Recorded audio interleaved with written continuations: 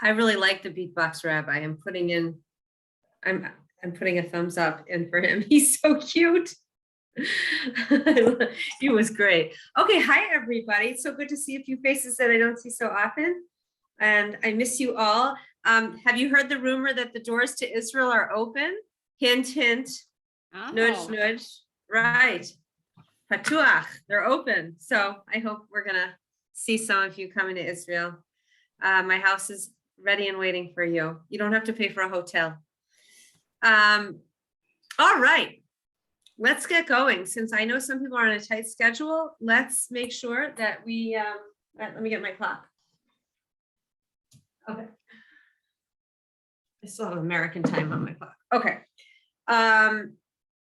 Oh, good, Trudy. We'll have to figure that out. You need to send me a WhatsApp about it. That's awesome. I'm so excited. Okay, Trudy, she wins for the first. She's coming in March. Yay. I'll give you more details later. I think it might just be me and not Steve, but we'll figure it out. Oh, I'm so excited. That's so great. Yay. I can't wait. If you want to stay with me, you can, except for I have Papa.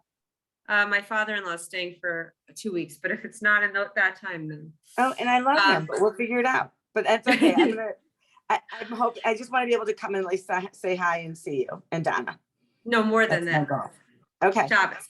Okay. All right. Let's get going. So we have a really important, really, really beautiful Mishnah.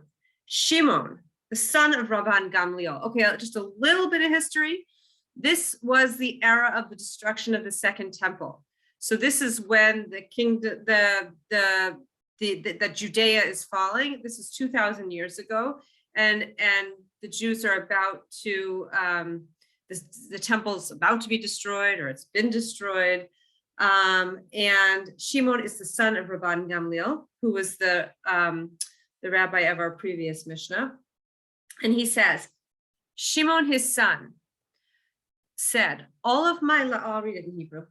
Shimon beno Omer, Kol yamei gedalti ben hachachamim, v'lo matzati lo guf tov mishtika, v'lo hamidrash ikar, el hama'aseh, v'kol hamarbe dvarim mevi chet.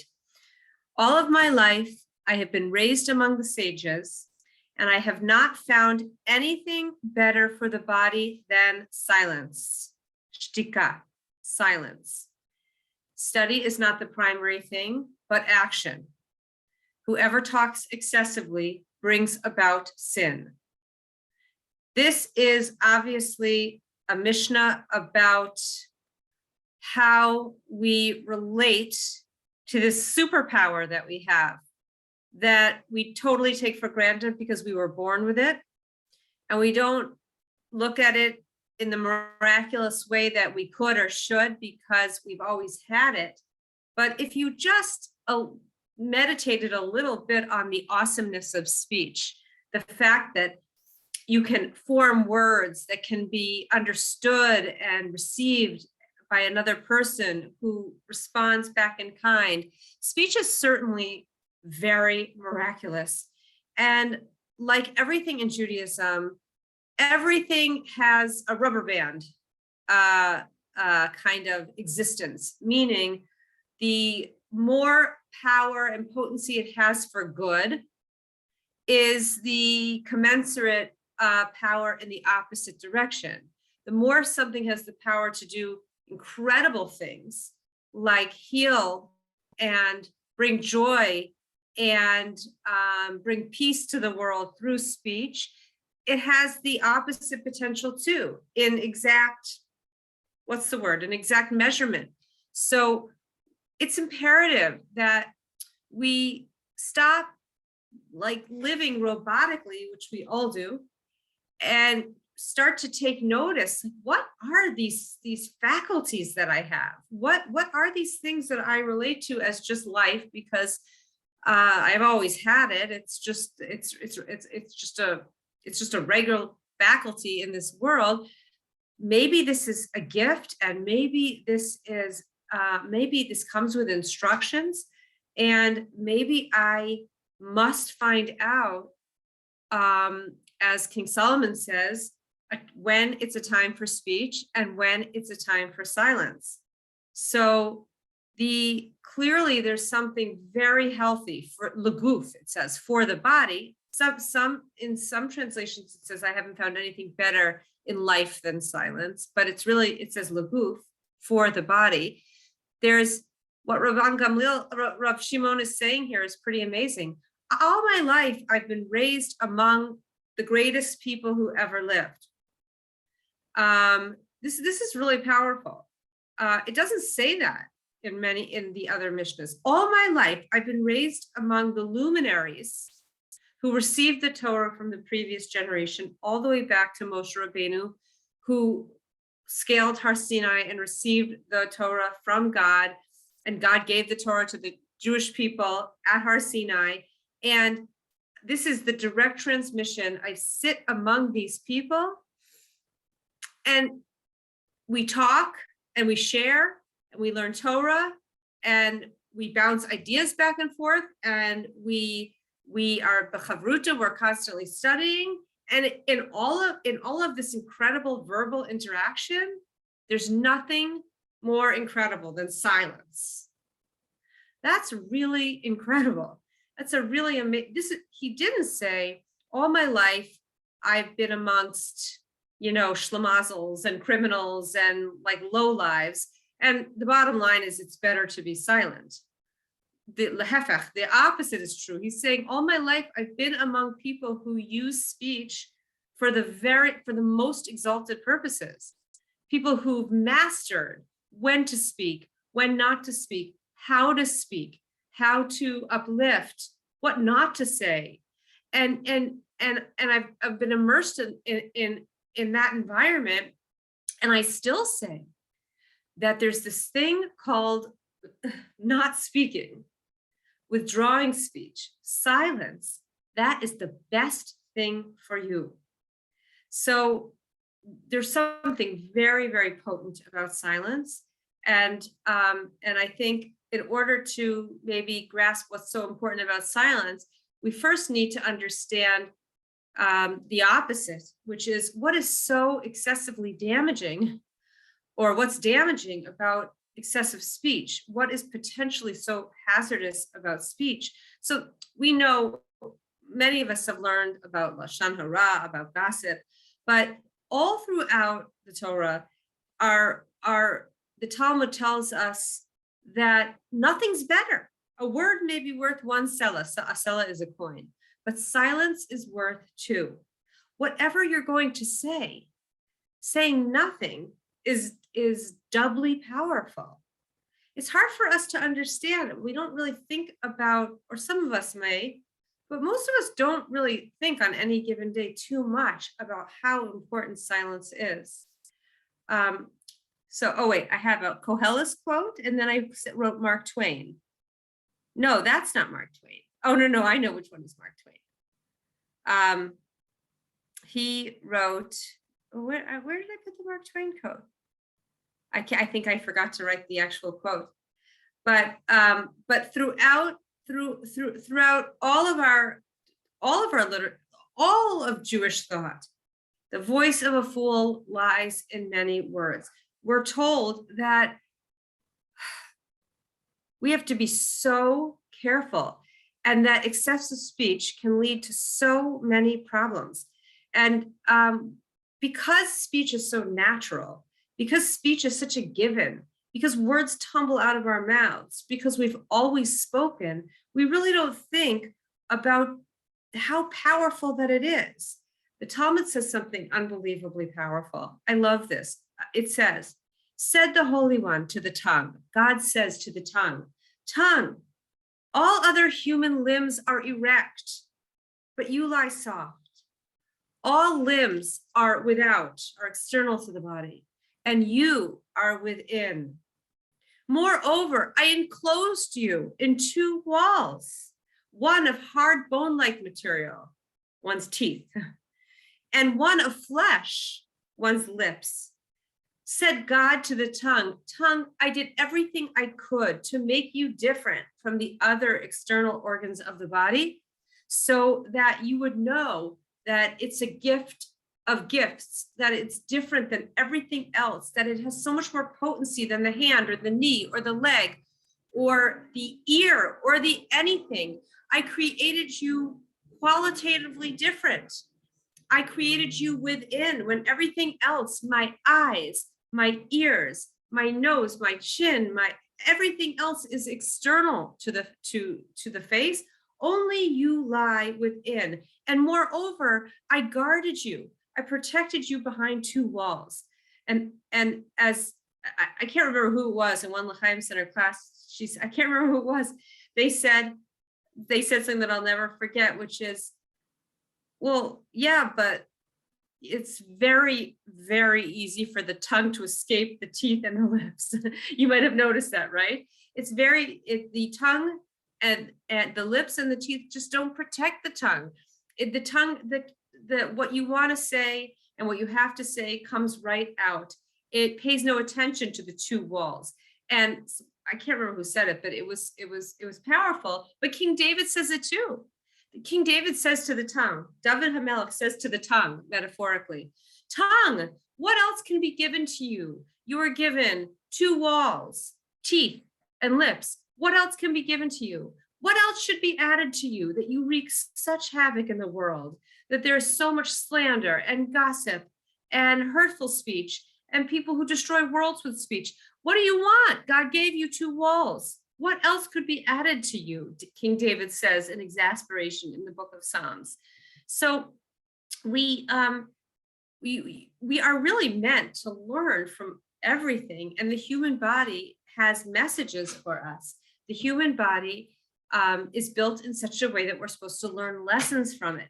So the idea that it is the one external organ that's actually internal, that's guarded, that is built differently, that sits, so to speak, behind two walls. It's really meant to tell us, guys, this is on a different playing field. This is more important. This is the most important organ, so to speak, and it's a gift. And like every gift, it's not to be wasted or overused. So we really need to understand when to speak and when not to speak, and kind of root our understanding of speech in the idea of speech as a gift.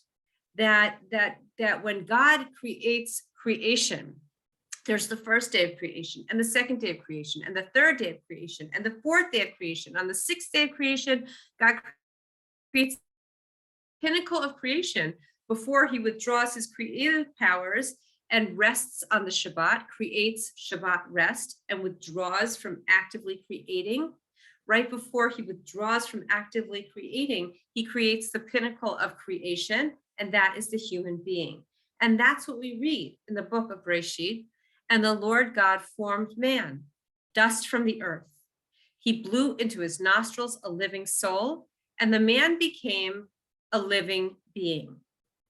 And when the Torah was translated into Aramaic in the period of the Mishnah by the great sage Onkelos, he translates a living being. When he translates it from the Hebrew into the Aramaic, he translates it into from living being to speaking being.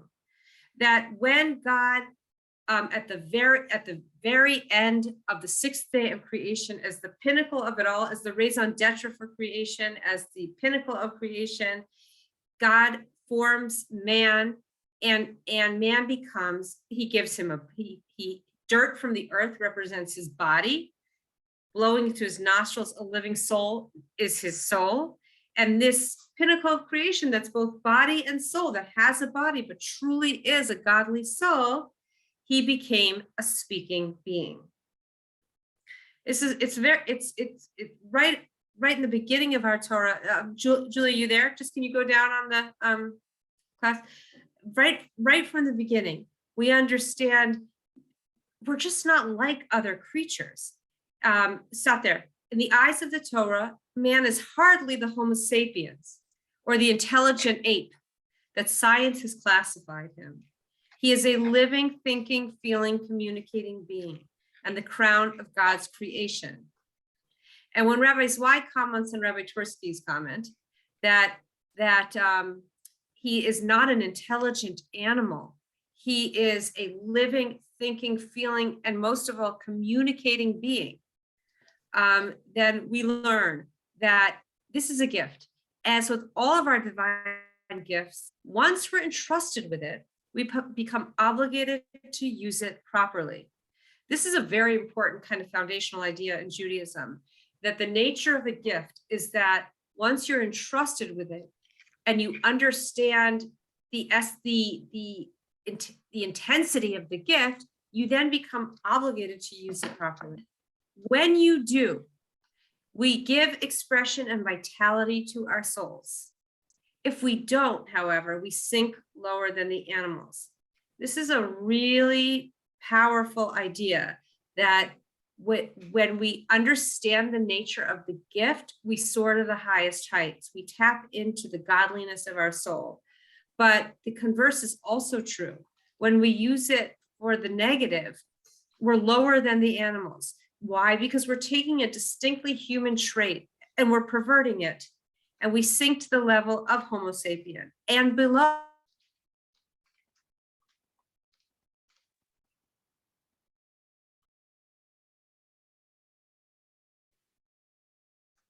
Kelly frozen to everyone?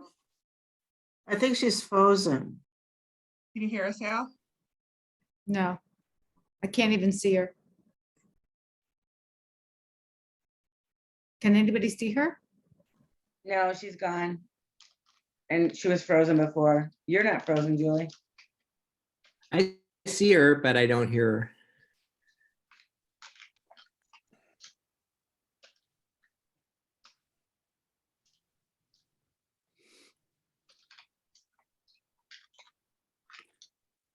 Maybe we should just go out and come back in. Yeah. You can't hear you, Julie. No, it's just her. It's not us. We're all on. We're all good. Here she comes. I think it's the snow. No, it's her. Here she comes. No, I'm kidding. Oh, the snow in Israel. The snow Yeah. messed up her Wi-Fi. I know. Welcome back, Allie. Back. Okay. Okay, so let's get going, because I want to make sure I open it up to the group before people have to leave. Okay, so this vicious and unbridled tongue, rather than serving as a vehicle for the development of the soul, can be used to destroy both the soul of its bearers and the souls of others. This is a very, very important point that's made very often with Lashon Hara that many of you have heard, which is when you speak negatively, 3 people die. I'm sure many of you have heard that before. That's the idea that when I am the speaker of Lashon Hara, I'm kind of killing myself, in the sense like I'm killing my soul. I'm killing the sense that people have of me, that they can trust me. I'm killing myself, so to speak. I'm killing the person I'm speaking about because I'm killing her reputation. I'm killing the way people look at her standing, her reputation. But perhaps most of all, ironically, I'm killing the listener. You know, the one we've all been in this situation that isn't stopping it, but isn't doing anything about it either. Why? Because only the listener really has free choice at that moment. You lost the audio. Rhonda lost the audio. Do you guys hear me? Yes. It's weird. What? Rhonda lost the audio? Rhonda, you know what, Rhonda? Go out, leave, and come back in. That's what I did, and that took care of my problem. I'll send you the doctor's bill after class. Rhonda, if you don't hear, go out, leave, and come back. Or Rhonda, check your computer. Maybe you accidentally hit mute. Oh, wait, no. Maybe she can't hear. That's the problem. Oh. She doesn't know what we're saying. You want to write it to her? Okay, I'll keep going while Julie try to tell her. That the idea that 3 people died, that only the listener has the ability to stop it, because everyone else can hear. Once a person's speaking, they can't stop. the person who's being spoken about is impotent. They can't do anything about it. Only the listener can actually stop it in its tracks. And if they don't, then in essence, I'm killing that listener by bringing them into my destruction. So that sounds very dramatic. And let's put, I mean, look, the minute you read the news, the minute you turn the TV on, there's gossip all around us. We're surrounded by it. It's so common that it almost feels benign because it's everywhere. It's almost like the air we breathe. But everything in Judaism is really about slowing down and contemplating, like, what is this thing called speech? If I shift my paradigm and actually reframe it and look at it as a gift consciously given to me by my creator in order to use my free choice to build worlds with it. But with that power comes the power to destroy in equal measure. Then I'm entrusted with something. And if I'm entrusted with it, I'm obligated in it. So even though this seems a little bit dramatic, it's not really. When you reframe speech from just a faculty to a gift, to a divine gift with divine intention. God creates the human being with what's called a superior IQ, the more ability in a much more subtle way to communicate, but with that comes equal responsibility. And even though it seems almost innocuous when we make a joke at someone's expense or we gossip, it's so common, it seems innocuous, but in truth, it's an unbelievable power we have for the good and for the negative. And that's why Judaism is kind of obsessed with speech. Judaism, all throughout the Talmud, all throughout Jewish wisdom, we're always talking about speech. Maimonides talks about 5 levels of speech. The first, obligatory. Obligatory means learning Torah, speaking Torah. Obligatory, I guess, just the words of Torah and prayer. He then talks about the next level of speech, which is praiseworthy, using speech to make people feel good, using speech to build worlds, using speech to make people feel good. Then there's what Maimonides calls permissible speech, which is, how many centimeters is this table? I'm redoing my room.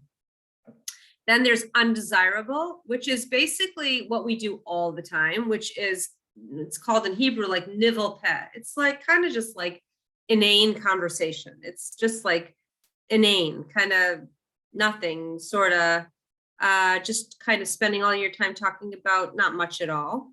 And then, of course, there's forbidden speech, to use speech to slander, to make fun of, to satirize, to gossip, to put down. And of course, we want to spend most of our time in the first 2, but at the same time, we're people. We need to relax. We need to build friendships through lighter speech. We need to be light and fun in our relationship. We need to, we can't always be talking about religion and God and serious stuff. We're not built like that. So I found something that I thought was so beautiful. So the answer to that is we do need to relax, and we do need to build intimacy and friendship with lighter talk and fun and relaxation.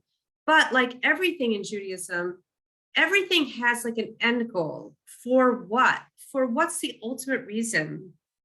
How do we use this thing, and through using it, forge a deeper connection with God? So yeah, we do need to relax, but for what end? And there's a story in Tractate Tainus that I think is so beautiful. It says, Eliyahu Hanavi, Elijah the prophet, told a scholar that a certain 2 individuals who were then passing by were destined for a special portion in the world to come. When the scholar inquired from the 2 what they possibly could have done, they explained that they were comedians. And if they would come across an unhappy person, they would humor him until he cheered up. So I think the lesson of this piece of Talmud, Julie, can you go down the sheet? I think the lesson of this piece of Talmud is, if you're using light speech to relax people, to enjoy friendship together, to create a sense of connection, to give a certain pleasure to the world, then that sort of lighter speech is holy. It's not just okay, it's holy speech. But the problem with excessive speech, and you know this because it's happened to you probably today, the problem with excessive speech is that the more you talk and the more you talk, the more likely it's going to lead to speech that takes people down. So yes, we do need light speech, but lama, for what purpose? If it's to create connection, relaxation, pleasure, a sense of closeness one to the other, then there's absolutely a place for it. But there's also a realization that a lot of frivolous speech usually doesn't end well. It usually ends up hurting other people's reputations. And because Judaism makes us understand speech isn't a faculty, it's a gift, it's a divine gift. So beware.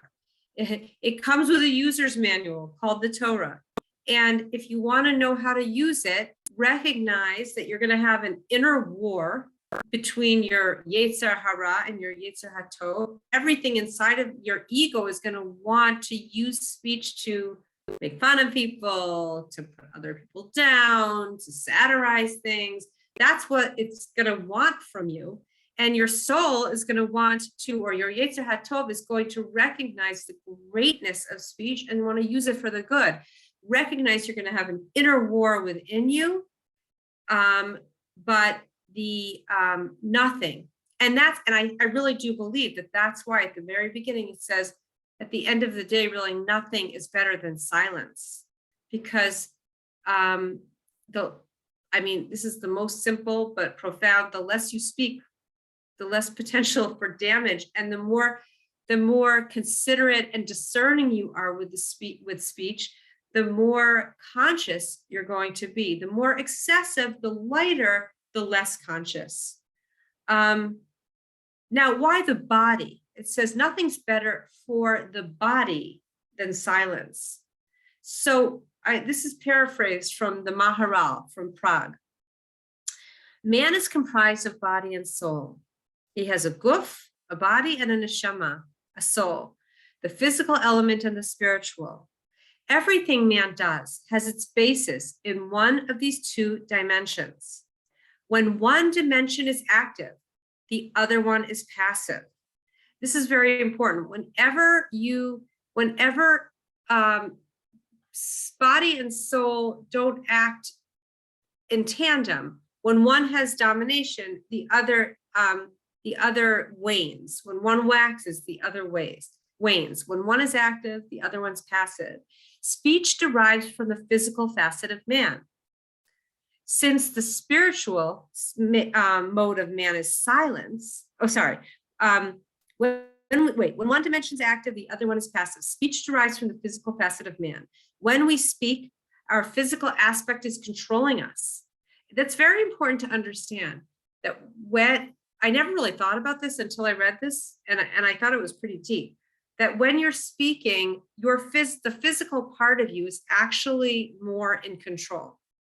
Silence allows our spiritual dimension to regain control. In other words,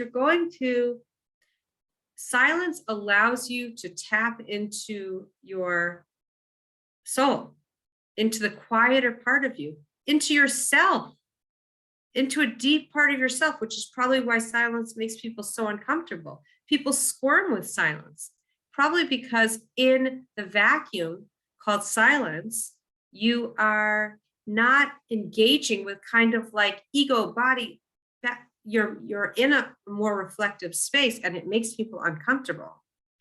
Since the spiritual mode of man is silence, quiet allows the spiritual to lead the physical, while speaking gives the physical the leading role. The best thing for the body is when it is guided by the soul, Remember, we used the mashal, we used the metaphor of the horse and the rider, body as horse, rider as soul, that we want the horse to be guided by the rider. But if the rider's out of control or fallen off the horse, then the horse let loose on its own is very dangerous indeed. So when one waxes, the other wanes. When one is active, the other is passive. When we're in physical mode, then the soul is not dominant, it's more passive. When we move into silence, the soul regains dominion. And says the Maharal, the best thing for the body, the best thing for the horse is when it's guided by a rider, is when it's guided by the soul. Thus, there is nothing better for the body than silence. Okay, so we have the first part of our Mishnah is about silence. The second part, I didn't write a lot about this, but that the study is not the primary thing, but action. The main thing is the deed. We can talk, we can bewail, we can bemoan, we can diagnose, we can prescribe, we can kibitz, we can figure out, but nothing substitutes for doing, for actions and deeds of meaning.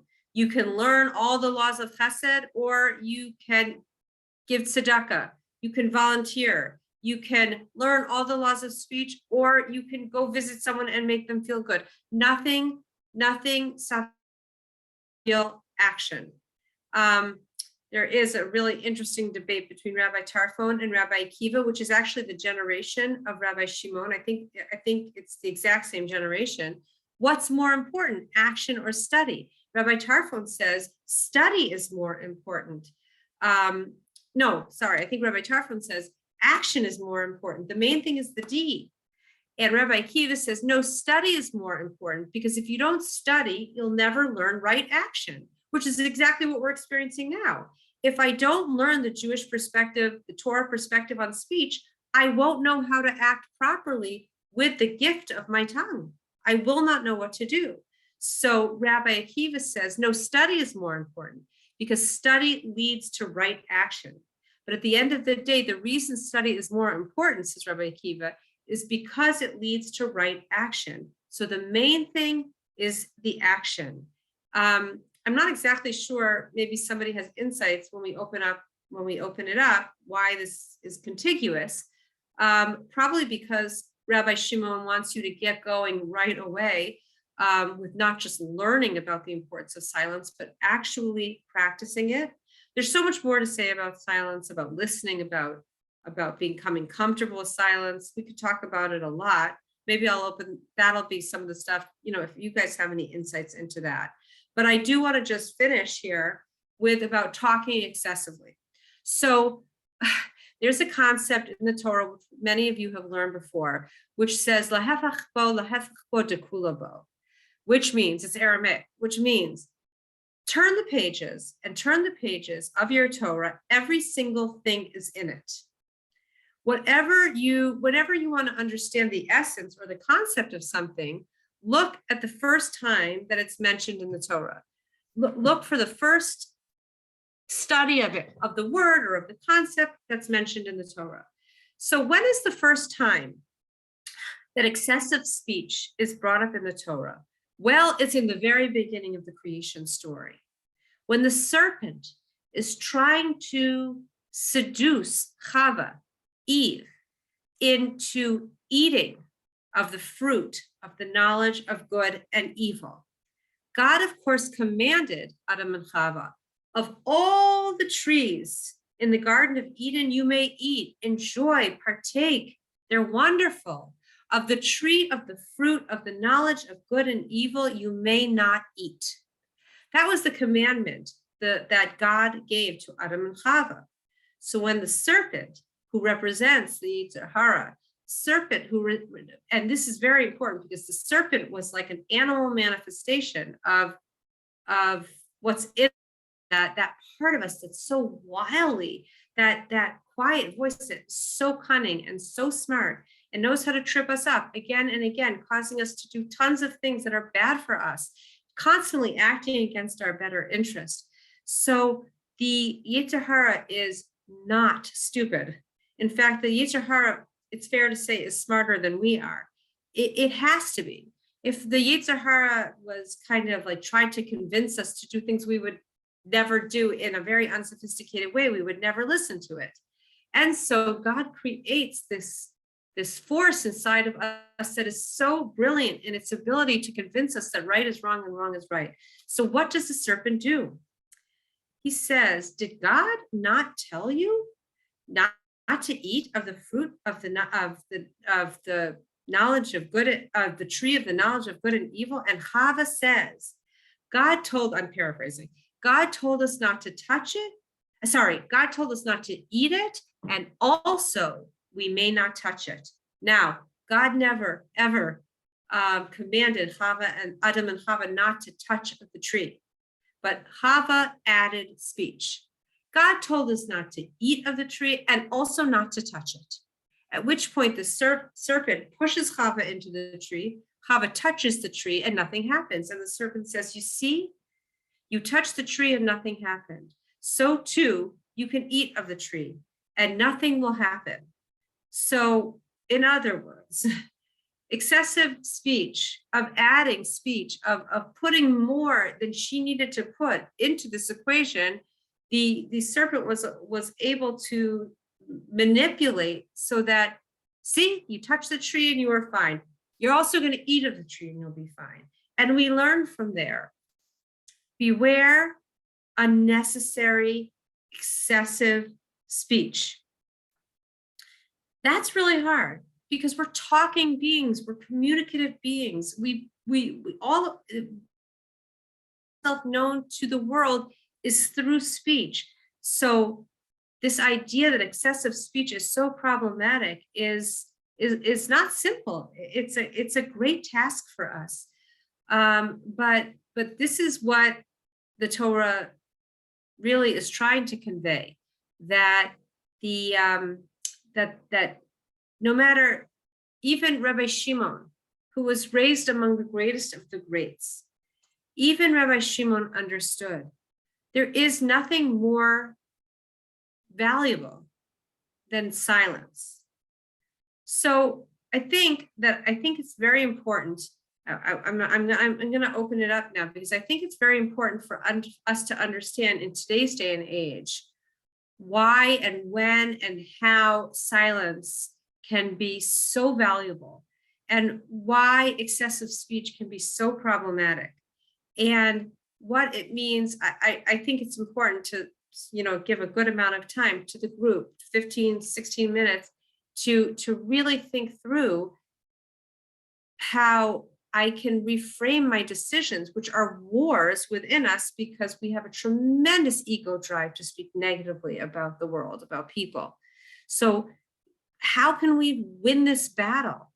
Understanding the magnitude of the gift of speech, how can we win the battle? Even King David said in exasperation, what do you want? You have two walls. What can be added to you? What more can be given to you?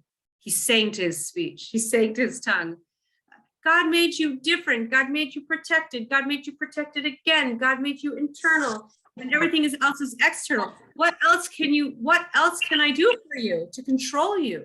So I think we should put King David's question to the group, which is, how can we control this force within us, even a little bit?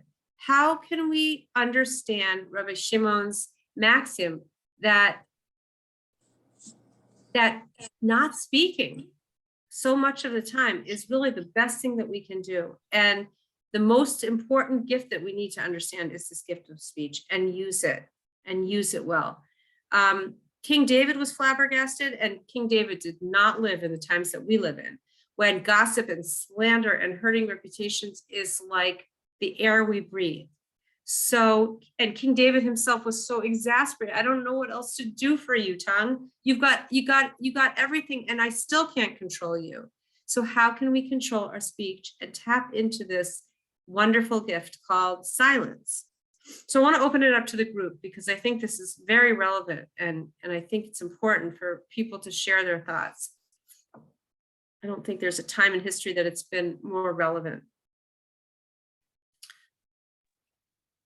Speech, silence. Let's hear from the group. So Ally, hello. Hi, Um, Stace. Hi. So number one, thanks again for your amazing words. I wish all of social media out there can hear this class, because this is one reason why I'm so not into social media, is because we've gotten to a point where there's so many hurtful words just flying everywhere, like it's acceptable. It's so not acceptable. However, I was really thinking about my children and the fine line we walk, or I certainly, I'll speak for myself, that I walk when it's time to give constructive criticism to my children and making sure the words I speak are not going to hurt and bring them down. And I certainly don't speak to friends like that, but when it comes to family, my closest, my most intimate, who I love so much, but yet I feel like I may have to teach a lesson to my children. It is such a fine line one walks in terms of, making sure your speech or my speech is not excessive where it gets to be hurting someone's feelings, my children's feelings, but yet I can't, there are times where I can't find that line where I really need to teach, and yet I'm also hurting at the same time. Mhm. Mhm. Finding the line. Finding the line. Yeah, Renee, right, that's right. Finding the line between, even King Solomon says, Stacy, there's a time to speak and there's a time to remain silent. So not always meant to be silent. Where's the line between hurting and stating what we need to state? Just want to add to that point, and that is that it's not always, we're talking to our children, it's not just that we necessarily want to give them mussar or teach a lesson or a broader lesson. Sometimes it's hard to hold back because they need to learn things themselves, right? And make certain realizations and, about dating, or the kind of, I have daughters. So, we have conversations about that. And it's sometimes I'm really forcing myself to hold back from something that I want to say, even though I don't think it's going to hurt them. It's not something hurtful, but it's just like, I can't be just like this know-it-all mom. They need to figure and learn things out themselves. That's part of holding back too, I think. But on the other note of that, I have 4 adult children, but one of my adult children, we actually went to meet with her to talk with her about language and how she spoke to us. And she surprisingly said, I have to be careful what I say to family. And we said, yeah, like she didn't really realize that it matters. And so that was the opposite. We used our words to help her understand, and it's changed, which is good. Wow.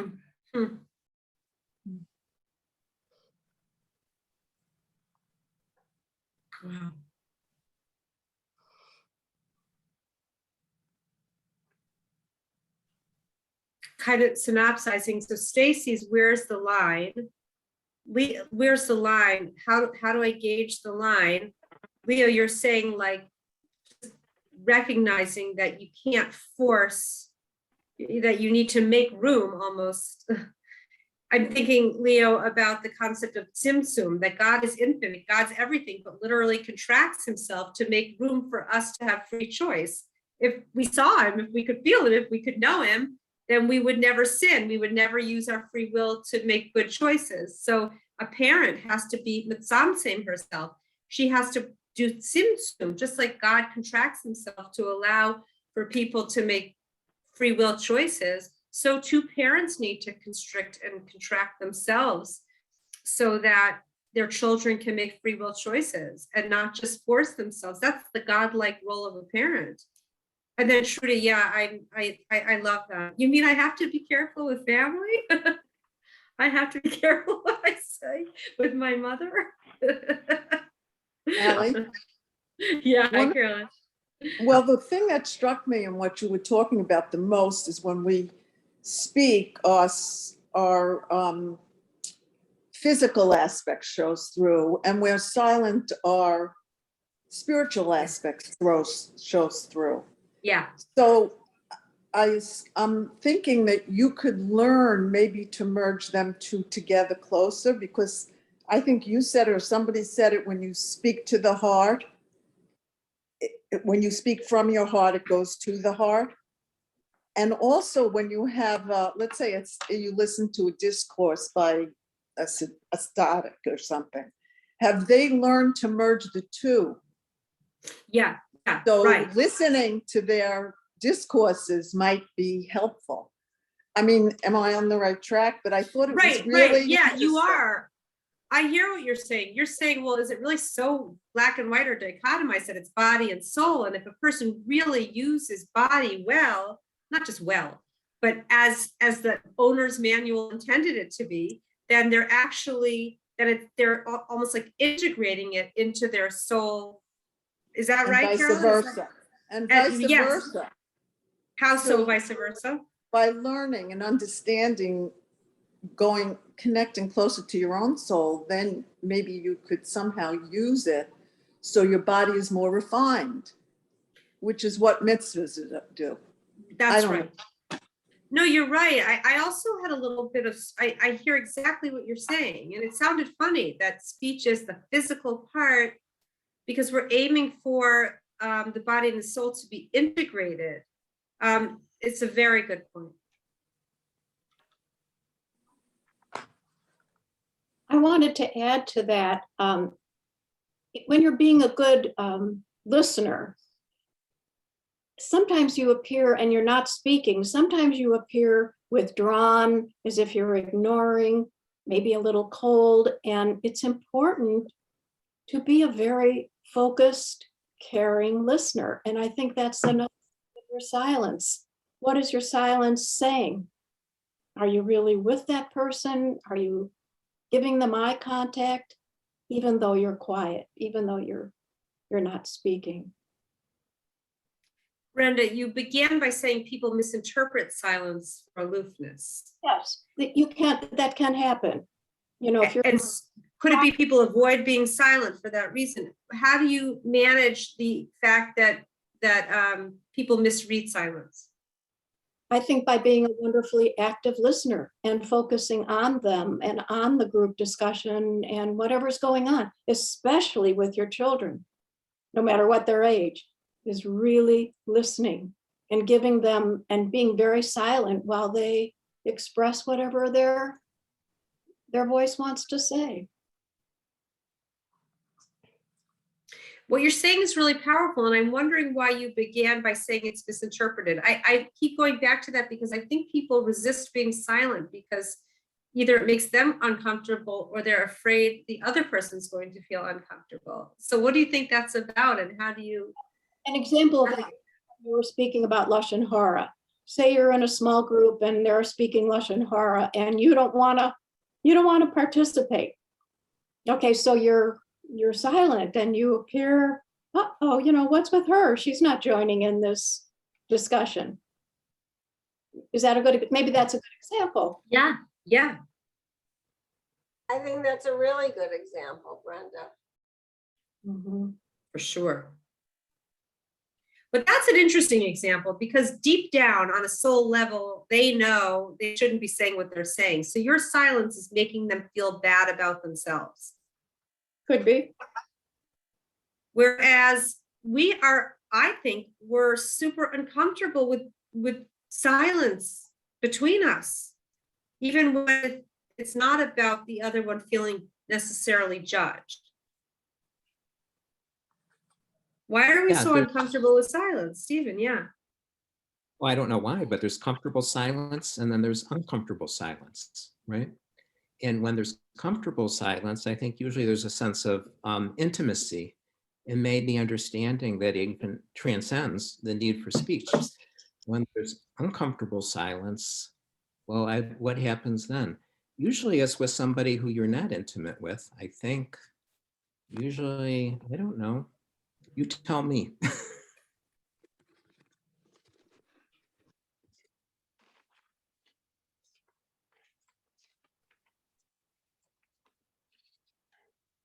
See, now we're all in silence. You know, we had this lesson a couple of weeks ago, 15, make your Torah study a fixed habit, say little and do much. I've been trying to do that. I've been trying to say little, but it's hard. It is, but I do think in some cases, silence is a message. Ellie, I've been. Wait, hold on 1 second, Hannah, 1 second. I'm Finish sorry, what you're I'm saying, sorry. No, don't worry. Trudy, what's the message? Because sometimes, I mean, sometimes when you're listening and you're in a situation and you don't respond, sometimes like you might be listening to something where you don't approve or you don't agree, or like somebody said, there's Lashon Hara and you don't participate. Sometimes that's the message. Like people will get the message and it's not necessarily the wrong message. I just think it's a hard one because you don't necessarily know. But I think, I mean, that happens with your own children sometimes when you listen and you choose not to say anything and they look at you and they go, you want to tell me not to do, you want to go, no, I want you to make your own choice. It's up to you. But I think sometimes silence is a message. The problem is that it's up to the other person to decide what that message is, and they may not be right.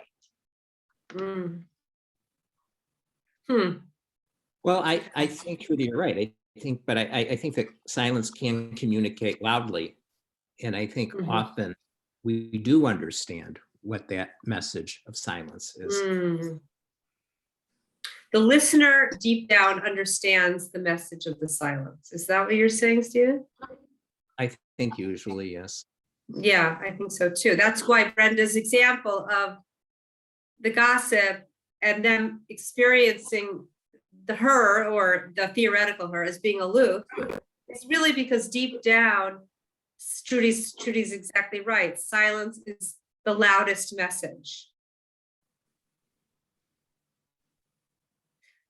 Hannah, what were you going to say? I'm sorry. Oh, yeah, I was gonna say, I was being silent. I was listening to you and then I'm like, what am I gonna say? But anyway, I also find, and tell me what you think, the group or you, Ellie, that like I'm going through something now where I get emails. I'm working on a project and I get emails criticizing me and disagreeing with me and, you know, like, well, I don't want to, it's a Stand With Us event that I'm running in Scottsdale.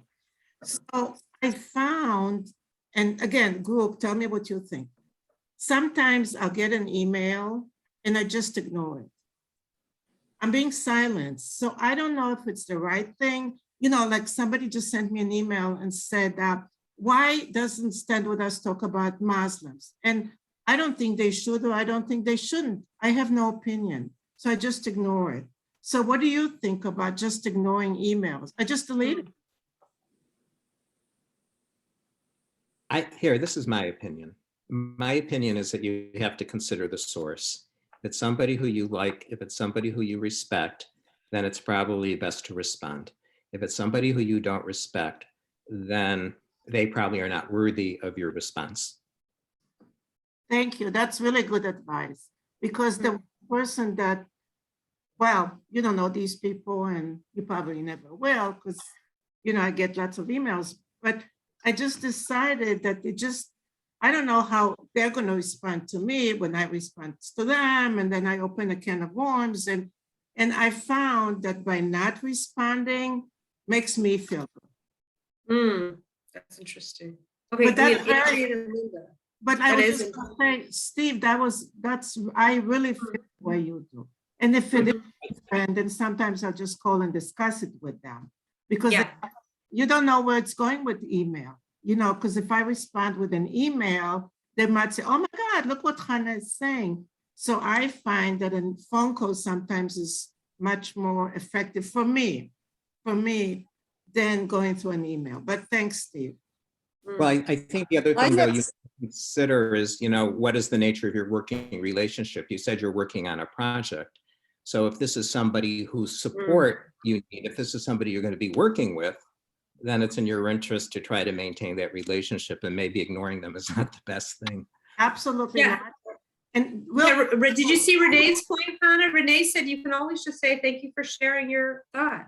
I mean, you know, it's an acknowledgement of their existence. Okay, we have a lot of hands up. We have Adrian and Linda and Rhonda that I see. Oh, I Okay. would say what you just said. I think when you're in charge of something, you need to acknowledge that Yeah. you got it and you heard it, but this isn't the time to go into detail about it, or maybe you'll do it at a later date. You don't have to really respond with an answer, but I think you do have to acknowledge, because otherwise, you know, they're not going to say nice things about you. Linda, yeah. Yeah, I hear, Adrian, I hear what you're saying very much. Hi, Linda. Hi. To add to this discussion, I think there's a distinction between having somebody disagreeing with you versus disagreeing with your ideas. And so maybe the ideas is what is the center of the email's attention. And then that could be looked at a little bit more objectively and depersonalized. Hannah, you also bring up a good point, is that sometimes it's difficult to convey ideas and disagreements with ideas elegantly and non-personally through emails. And sometimes a conversation over the phone is a better way to do so. That's what I wanted to add. Not to mention emails can be used against you in a court of law, but never mind. Okay, wait, who it was? There was, Rhonda. Hi, Rhonda. First of all, I have to apologize because I lost the sound a few times, so I missed part of the conversation. But No, I no just worries. just wanted to share something that Rabbi Lifshitz was the rabbi at Congregation Beth Judea when I was president. When we first started meeting, one thing he said to me, and it's always stuck with me. He said, there are some things that you should talk about in person that should not go in emails. And I've always thought about that when I had a situation, because I felt that it was really good advice and I wanted to pass it along. There's some things that just should not be shared in email. Yeah. Yes, Stephen. I don't think the Carolyn. issue is really email or phone call or in face. I think the real issue is communication. And I mean, what you really want to do is you want to communicate effectively. And the real question then is, how do you go about doing that? So sometimes email is a good way, but sometimes it's not. But I don't think the bottom line is to use the phone or to use, email. I think the bottom line is how do I most effectively, communicate and get my point across and let somebody else know that I hear them and understand. Right, I hear that. But I also think that back to the concept of excessive speech, excessive implies non-thinking speech. And Stephen, your point that you just made is first comes the figuring out. How do I get my point across in the way that's most effective and helpful for the other person? In other words, you're already putting a space between your feelings and whatever's going to tumble out of your mouth. Is that intention? I mean, in Hebrew, that's kavanah, that's intention. How can I say this in a way that's going to be the most helpful for the other person? So that already is sort of like holding back from excessive speech. Means intentionless speech that slides out of our mouth, speech that's just a function of our ego and our hurt feelings and just everything tumbling out. So I think, Stephen, your point is also very powerful. How can I create a gap, a wedge between my feelings and what's going to come out of my mouth? Or as Stephen Covey, or was it Viktor Frankl? I can never remember which one. How can I create a space between stimulus and response? So Stephen's point is a good one. Yeah. And then I think Carolyn wants to say, yeah. No, Well, I think that we not I think we not, just to complete the thought, I think we not only need to think about what effect we have on others, but I think we also need to think about what effect we want to have. I think we have to think really about what is our goal, what is it that we're trying to accomplish, and then we need to, speak or communicate in such a way so that we could hopefully advance our own agenda as well as respecting the other. Yeah. Where are you, Carolyn? No, lost yeah, you. I'm just a little Oh, there you confused. are. Yeah, because I always felt that emails were more about writing than about speech. Because What you do have to go, because you're what do you writing mean? it. You're really writing it when you write. When you write an email, you're not speaking, really. I mean, you're putting your thoughts through writing. But both are forms of communication, Yeah. right? You're expressing yourself in one, But- right? Yeah. But in but- the but email, you you're- can't hear a tone. You can't hear Yeah, a right. tone in someone's voice in an email, Yeah. especially if you use all capitals. Okay, I have to Don't say, do that. I have That's to a go. no-no. I have to go. I'm having lunch with Pinsley. I'm already running late, but I think this was one of the best discussions we've had. So thank you all for participating.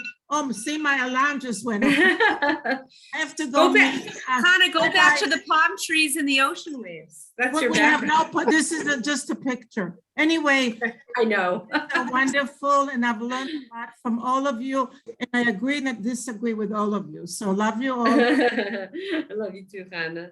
Bye-bye. Holly? Yeah. Oh, I didn't know it was you, Jeffrey. I thought it was Paula. That's what happens when you put yourself behind a black screen. No one can know who you are.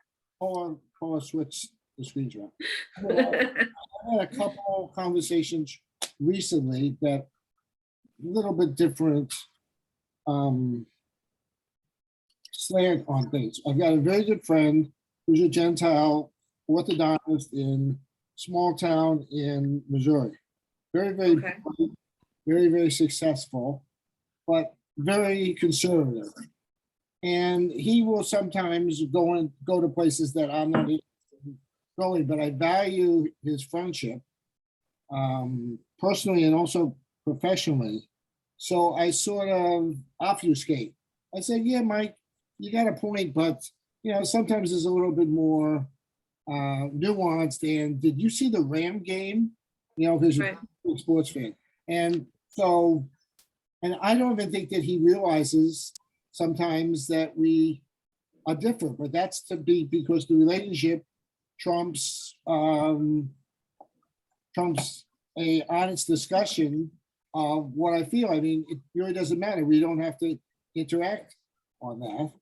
And then the other thing is, I've got a dental assistant at a place that I volunteer. She's from Alaska, very interesting young girl, but she's got a whole different view of politics, of entrepreneurship, of capitalism. And I can tell, how some people will sort of say, well, they'll be silent. And then they'll say something like, well, I'm not sure if I go along with that. And then that's getting into politics, and I'll just back off. Fine. So this is all just ways to deal with people. I mean, what did you say? This is all what?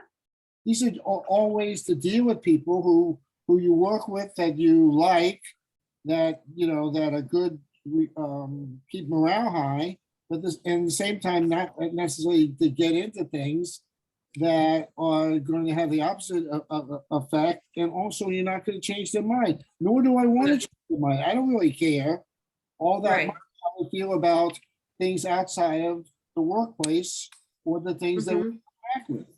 Right. Sure. Absolutely.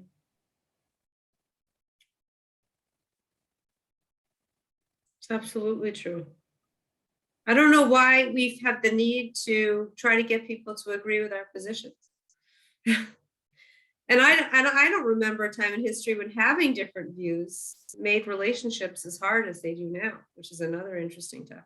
But Okay, anybody else? Because we're past our time. Anyone else on this incredible topic of speech? Yeah, Rhonda. Oh, wait, you're muted. You're muted. You're silenced, which I guess is good. There we go. We have some very dear friends and some very dear family that we love them. We have wonderful times with them, but there are certain subjects that we just don't talk about. Politics. It's not on the table. We don't talk Right. about it. And I had a very close friend. I still have a very close friend, a dear friend. And I said to her one day, I said, you're not going to change my mind. I don't want to change your mind. Let's just not talk about it. And that saved our relationship. And so I think it's good sometimes, just when you can't have a civil discussion, just not to discuss it. Yeah. Because people are more, as long as they're good people, it's more important to have that relationship than it is to argue about things you're never going to agree on. Wait, there's a great quote. And I'm going to butcher it.